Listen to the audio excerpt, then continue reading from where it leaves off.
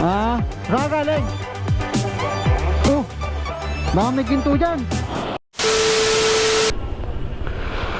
Alright, let's go to Masbate mga papi. Yeah. Time check 11:30 na lang gabi. Sabado pa lang ngayon. So take off kami ng 11:30 ngayong gabi, papunta ng Masbate. Ay, i-reset ko na pala yung ano ko, odometer ko para ano natin kung gaano ka ano yung Masbate. So may kasama nga pala ako ngayon, isa kong kababata. Nung nagbagyo kami, iba naman yon, ibang kababata ko naman yon. So ngayon iba naman ulit. Ay!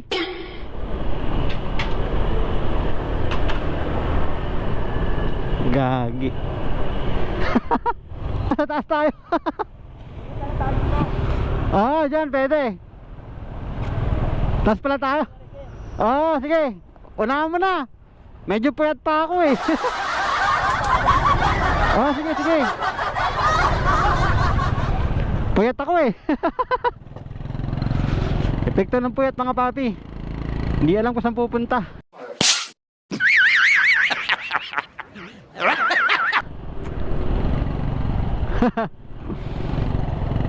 Ang bira yan. Alright, dahil madilim pa, mamaya na lang ulit mga papi kung saan kami napadpad. Alright, wala naman kayo makikita, puro dilim. Siyempre bago ang lahat, bago ang biyahe, bago kayo lumarga, dapat full tank muna syempre. Nice. So magpapa-full tank muna siya. Ako full tank na ako kanina eh. Nakapagpa-full tank na ako ng 320. Okay na? Hindi, yan lang. Okay na. Yan lang. Alright mga papi, pababa na kami ng Dipolo. Alas 12 nun, dahil pa rin tambay oh. Nandito kami sa may zigzag pababa ng Antipolo. O nga pala no, masingit ko lang para sa mga first time nagbabalak mag long ride or solo rider dyan.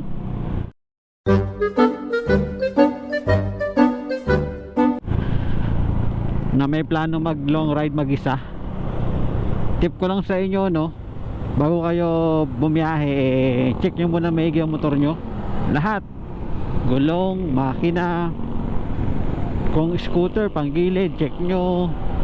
Kadena, kung kadena man ang motor nyo,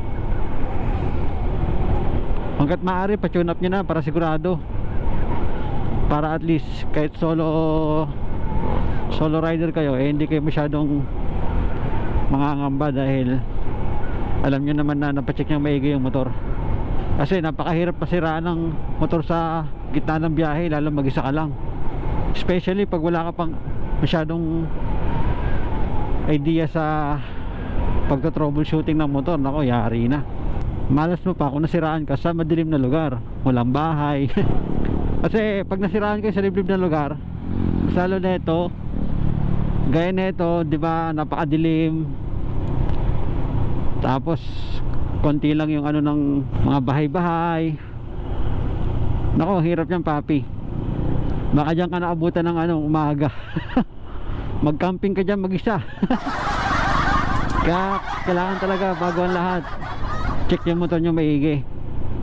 Gulong, brake, kadena, kung nakakadena motor nyo, coolant nyo, check nyo, kasi importante yan, dahil yan yung nagpe-prevent ng overheating sa motor. Yan, importante. Siyempre, pinakamahalaga yung katawan nyo.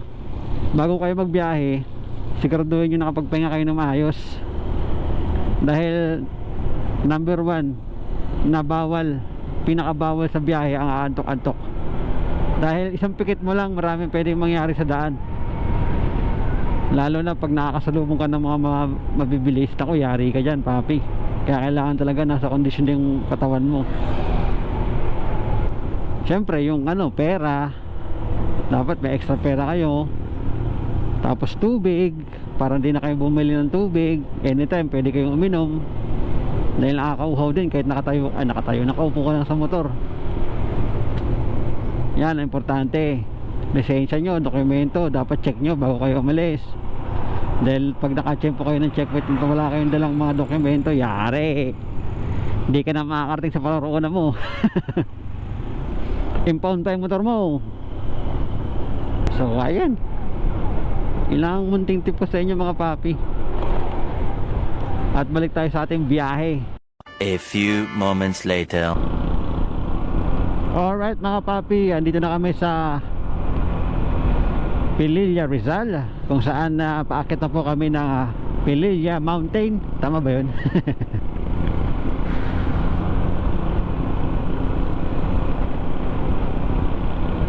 Alright mga papi, andito na kami sa paakit ng Pililla, kung saan napakaliwanag ng buhay, parang Meralco.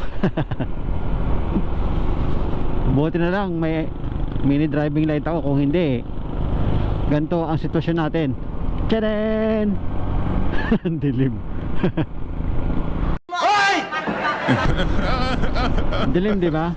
Kaya yun pa yung isang tip na share ko sa inyo. Dapat kung malayo pupuntahan nyo or gabi kayo babiyahe, siguraduhin yung malakas ang ilaw nyo. Kung hindi, naku, napakadilim.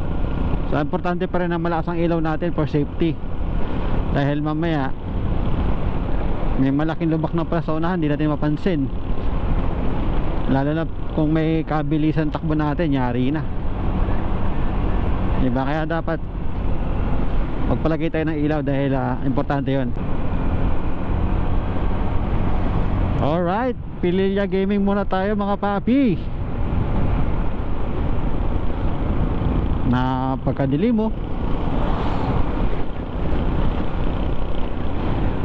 Parang feeling mo may lalabas na lang na multo dito, kaya white lady.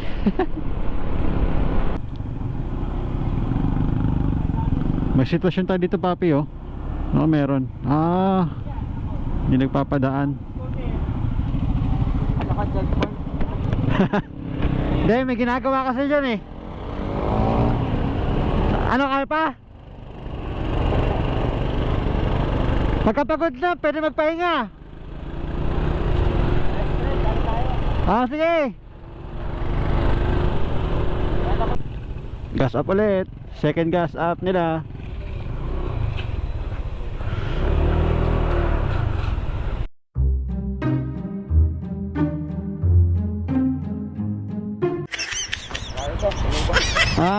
Saan galing? Teresa. Sa Teresa? Ayos. Kayo? Sa ano kami? Sa Pio Duran? Papunta kami Masbate. Pio Duran ka po? Oo. Tagal-ligaw ako. Ligaw. Sakto pala. Doon kayo dadaan. Oo, yung dadaan, sakto. Anong? Meron tayong mga kasama. Ha? Ano yan? Makikisabay, taga Bicol din, taga Ligaw. Doon tayo dadaan, di ba? Doon. Oo. Bakit ka na eh? Eto, gutom na sila eh.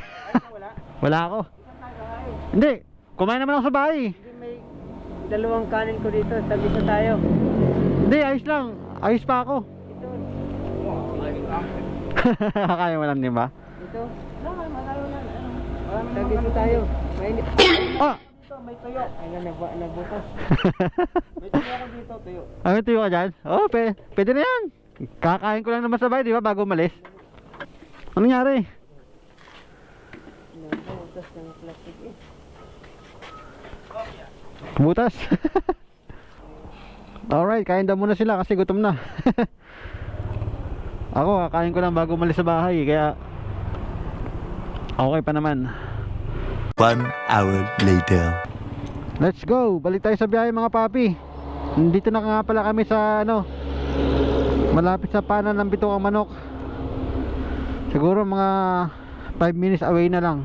Nandun na kami. Nagpagas lang kami dahil alanganin ang mga gas namin. So meron ulit kami bagong kasama. Una, eto si Papi, yung naka-black. Tapos ngayon, eto naman si Papi, naka-raider. Papunta rin siyang Albay. Alright, let's go. Yo. Alright, andito na kami sa panan ng Bitokang Manok mga papi. Kung saan marami kayong mabibili mga pasalubong. Alright.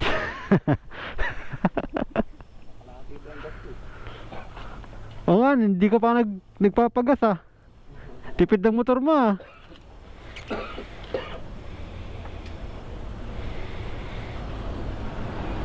Saan mo yung ayan, sa uno. Ito ano yan. Oo, dyan, meron dyan. Dalawang pisa ka. Alright, kape muna. Alright mga papi, kung mapapadaan kayo rito, ayan, marami kayong pwedeng bilhan. Mga pasalubong. Sakaling gusto nyo bumili, marami kayong pagpipilian. Mga pabiskwit, mga tingi-tingi, meron ding mga ano, tawag na ito, balde. Delata. Oo, tama. Biskwit na nasa lata. Oh, ang gulo na naman, ang gulo magsalita eh. Hindi maintindihan ba sinabi?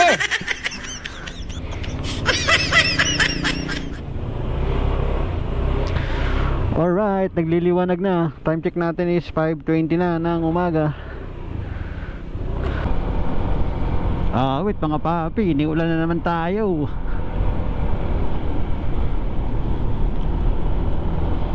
Puro ambon. Tumila lang saglit, ambon na naman. Ano ba yan? Welcome to Atimonan mga papi. At bumabiyahe na tayo ng 182 kilometers mula sa Quezon City.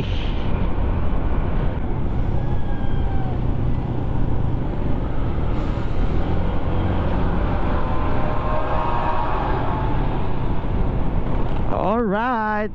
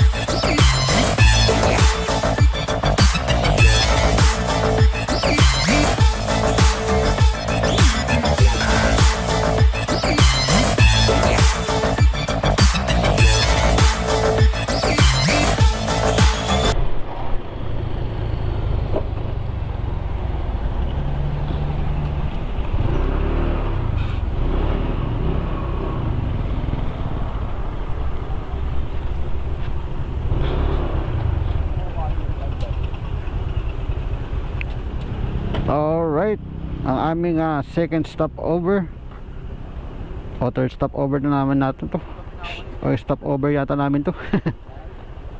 Basta stopover. Oh, ang gulo na naman, ang gulo magsalita eh. Hindi maintindihan ba sinabi? Doon tayo sa baba. Doon na sa baba. Yung kasama namin na kamukha ni Motodek nangingisda. What? Kamustahin natin kung may nahuli na. Hindi ko alam na pwede pala rito mangisda sa Atimonan.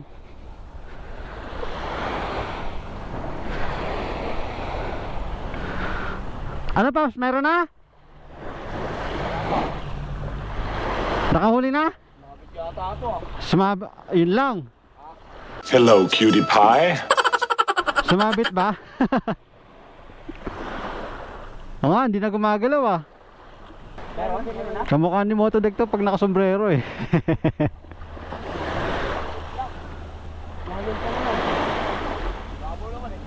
Ano, nakahuli ba tayo?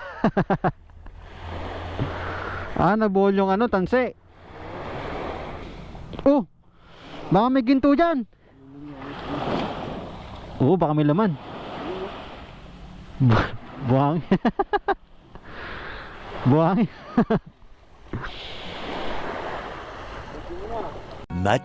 Much later. At ang top check natin is 9:45 na ng tanghali. So tumatakbo na tayo ng 270 kilometers.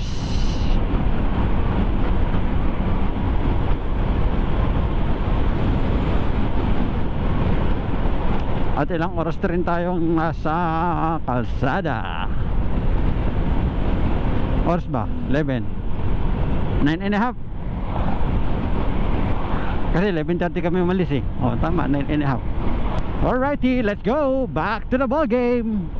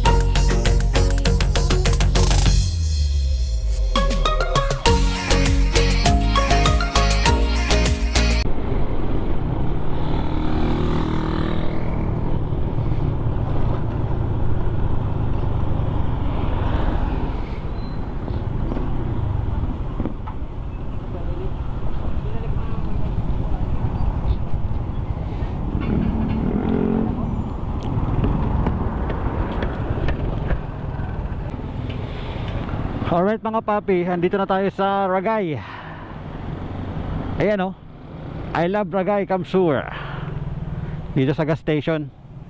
Nagpagas mo na kasama ko kasi konti na lang ang kanilang gasolina. Akon sa akin marami-rami pa. Ano masasabi mo sa long ride? Na-challenge. Challenge? Masakit katawan? Hindi katawan, wait lang.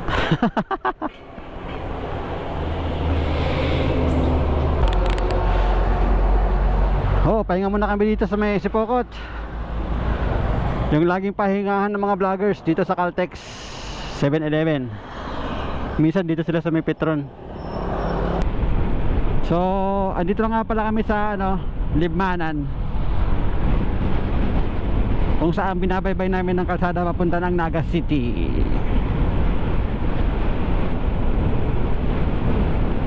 Yung kasama naming isa, yung nakisabay sa amin kanina, nauna na kasi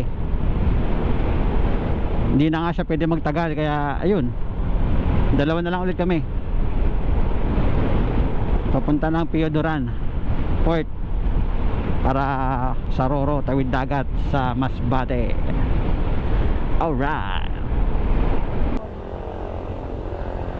okay, pang third natin na gas. Full tank boss, unleaded.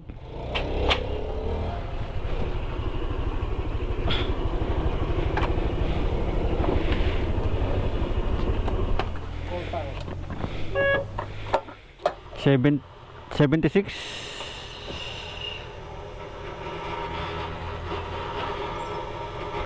Nagbi-blink na ako eh. Tangke mo no? Ha? Laki ng tangke mo. 5.5 yan eh. So nakakapag-gas tayo sa pangatlong gas natin is 337, 4.4 liters. 4.4 liters. Alright. Alright. Ano ba ang bundok to? Nakalimutan ko na. Hindi siya Mount Mayon eh. Mount Alibaba. Doon pa Mount Mayon sa kabila eh. Papakita ko sa inyo mga papi ha. Kalimutan ko tawag sa bundok na to eh. Bundok Chorbanes. So andito na kami sa malapit na sa Ligaw. Kung saan hahanapin namin kasi nga Ligaw. Galing mo talaga, bright ka.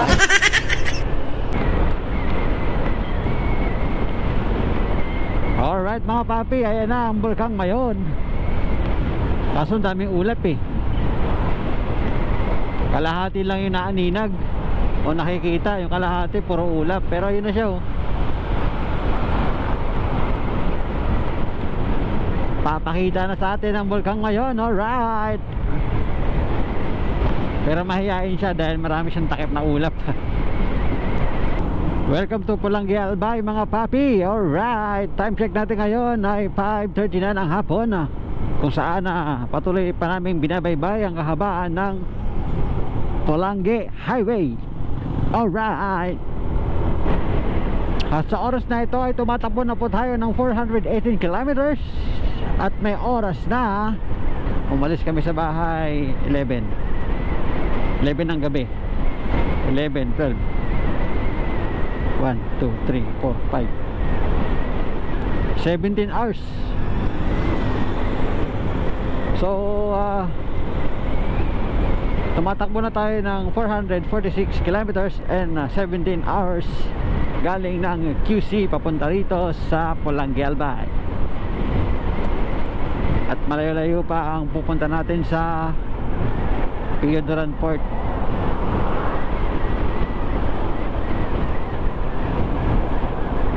Kaya madadagdagan pa ang ating kilometers at oras na tatakbuhin. 18 kilometers to go mga papi, papunta sa Port Duran.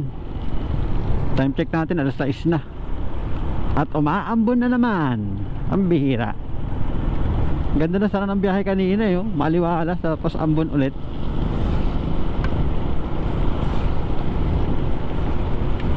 Alrighty, ilang oras kaya biyahe papunta ng Masbate pag nakasakay na sa Roro? Mamaya malalaman natin yan. Standby lang kayo dyan mga papi. First time ko rin talagang magro-Roro sa buong buhay ko. Kaya nakaka-excite din. At least makakatawid dagat na yung motor natin, si Clicky, papunta ng Masbate. Alrighty, andito na nga pala kami sa probinsya ng Ligaw. Alright mga papi, andito na tayo sa port ng Pioduran. Ayun o, papasok natin. Papasok namin yung motor. Oo nga no, Yung NMAX. oo, saka yung isa. Oo. Pag umilip pa nga sila. Oo.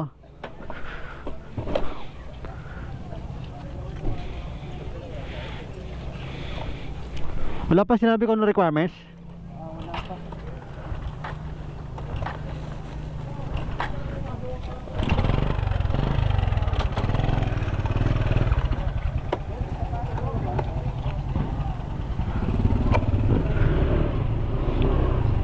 Alright, papasok na po kami ng port. Sabi, pasok daw ang motor. Siguro for inspection na rin. Ayun yung Roro. Alright.